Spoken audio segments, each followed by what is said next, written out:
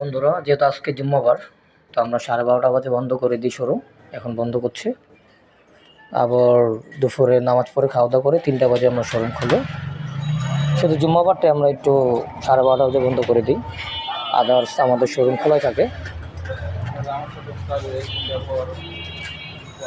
এখন শোরুম বন্ধ করছি। আমাদের মার্কেটের প্রত্যেকটা দোকানই খোলা থাকে, হাতে গোনা আমাদের এই পাশেরটা বন্ধ করে দেবে কিছুক্ষণ পর।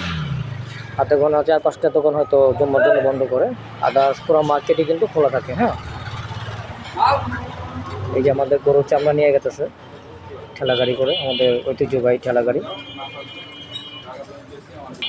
শাটার লাগাচ্ছে।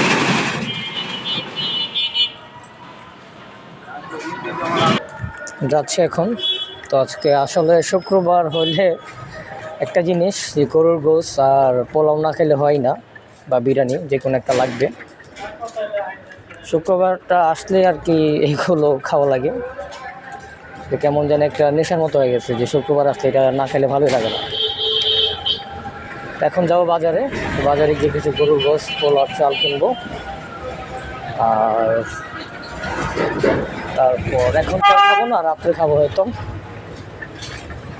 রাতে রিল্যাক্সে পাকশাক করে খাবে আর কি।